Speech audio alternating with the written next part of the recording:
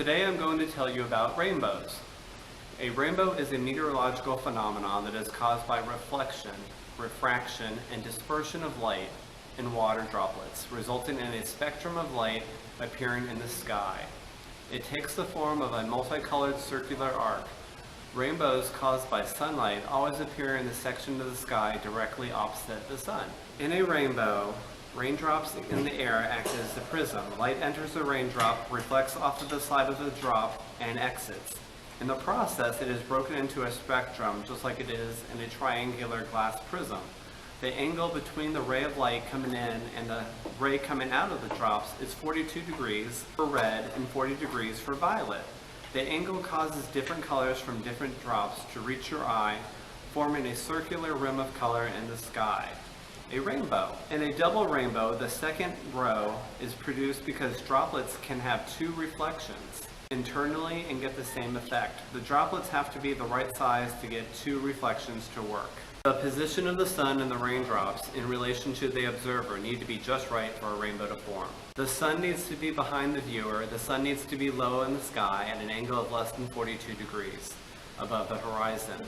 The lower the sun in the sky, the more of an arc of a rainbow the viewer will see. Rain, fog, or some other source of water droplets must be in front of the viewer. It is difficult to photograph the complete semicircle of a rainbow in one frame, as this would require an angle of view of 84 degrees. For a 35mm camera, a wide-angle lens with a focal length of 19 millimeters or less would be required. Now that software for stitching several images into a panorama is available, images of the entire arc and even secondary arcs can be created fairly easily from a series of overlapping frames. A reflected rainbow may appear in the water surface below the horizon. The sunlight is first deflected by the raindrops and then reflected off the body of water before reaching the observer. The reflected rainbow is frequently visible at least partially, even in small puddles. Like most atmospheric optical phenomena, rainbows can be caused by light from the sun, but also from the moon. In case of the latter, the rainbow is referred to as a lunar rainbow or moonbow. They are much dimmer and rarer than solar rainbows, requiring the moon to be near full in order for them to be seen. For the same reason, moonbows are often perceived as white and may be thought of as monochrome. The full spectrum is present, however, but the human eye is not normally sensitive enough to see the colors. Long exposure photographs will sometimes show the color in this type of rainbow. Unlike a double rainbow that consists of two separate and concentric rainbow arcs, the very rare twinned rainbow appears as two rainbows arcs that split from a single base. The colors in the second bow, rather than reversing, are in a secondary rainbow, appear in the same order as the primary rainbow. A normal secondary rainbow may be present as well. Twin rainbows can look similar too, but should not be confused with supernumerary bands. The two phenomena may be told apart by their differences in color profile. Supernumerary bands consist of superduoed pastel hues, mainly pink, purple, and green, while the twinned rainbow shows the same spectrum as a regular rainbow. The cause of a twinned rainbow is the combination of different sizes of water drops falling from the sky. Due to air resistance, raindrops flatter as they fall, and flattering is more prominent in larger water drops. When two rain showers with different sized raindrops combine, they each produce slightly different rainbows, which may combine and form a twinned rainbow. Occasionally, a shower may happen at sunrise or sunset, where the shorter wavelengths like blue and green have been scattered and essentially removed from the spectrum. Further scattering may occur due to the rain, and the result can be rare, dramatic, monochrome, or red rainbow. Droplets or spears composed of materials with different refractive indices than plain water produces rainbows with different radius angles. Since salt water has a higher refractive index, a sea spray bow doesn't perfectly align with the ordinary rainbow. If seen at the same spot, tiny plastic or glass marbles may be used in road markings as reflectors to enhance its visibility by drivers at night.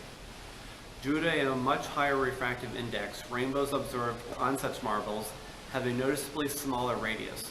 One can easily reproduce such phenomena by sprinkling liquids of different refractive indices into the air. A reflection rainbow may be produced where sunlight reflects off a body of water before reaching the raindrops if the water body is large and quiet over to its entire surface and close to the rain curtain. The reflection rainbow appears above the horizon and intersects the normal rainbow at the horizon, and its arc reaches higher in the sky, with its center as high above the horizon as the normal rainbow center. Due to the combination of requirements, a reflection rainbow is very rare. The classical Greek scholar Aristotle was first to devote serious attention to rainbows. According to Raymond L. Lee and Alistair B. Fraser, despite its many flaws and appeal to Pythagorean numerology, Aristotle's qualitative explanation showed an inventiveness and relative consistency that was unmatched for centuries. After Aristotle's death, much rainbow theory consisted of reaction to his work, although not all of this was uncritical. Isaac Newton demonstrated that white light was composed of the light of the colors of the rainbow, which a glass prism could separate into the full spectrum of colors, rejecting the theory that the colors were produced by a modification of white light. He also showed that red light is refracted less than blue light, which led to the first scientific explanation of the major features of the rainbow. Newton's corpuscular theory of light was unable to explain supernumerary rainbows, and a satisfactory explanation was not found until Thomas Young realized that light behaves as a wave under certain conditions and can interfere with itself. Experiments on the rainbow phenomena using artificial raindrops, such as water-filled spherical flasks, go back at least to Theoretic of Freiburg in the 14th century. Later also, Descartes studied the phenomena using a fluorescent flask. A flask experiment known as Florence's rainbow is still often used today as an imposing and intuitively accessible demonstration. Experiments of the rainbow phenomena. It consists in illuminating with parallel white light a water-filled spherical flask through a hole in a screen. A rainbow will then appear thrown back and projected on the screen, provided on the screen if it's large enough. Due to the finite wall thickness and the macroscopic character of the artificial raindrop, several subtle differences exist as compared to the natural phenomena, including slightly changed rainbow angles and a splitting of the rainbow orders. Rainbows occur frequently in mythology and have been used in the arts. One of the earliest literary occurrences of a rainbow is in the book of Genesis, chapter 9, as part of the flood story of Noah, where it is a sign of God's covenant to never destroy all life on earth with a global flood again. In Norse mythology, the rainbow bridge Bifrost connects with the world of men, Midgard, and the realm of the gods, Asgard. Kuchuvare was the god of the rainbow for the Muisca in present-day Colombia, and when the regular rains on the Bogota savanna were over, the people thanked him, offering gold, snails, and small emeralds. The Irish leprechaun's secret hiding place for his pot of gold is usually said to be at the end of the rainbow, but this place is impossible to reach because the rainbow is an optical effect which cannot be approached. It has been suggested that rainbows might exist on Saturn's moon Titan, as it has a wet surface and humid clouds. The radius of a Titan rainbow would be about 49 degrees instead of 42 degrees, because the fluid in that cold environment is methane instead of water. Although visible rainbows may be rare due to Titan's hazy skies, infrared rainbows may be more common, but an observer would need infrared night vision goggles to see them. Thank you for watching this Adventurous Kids episode.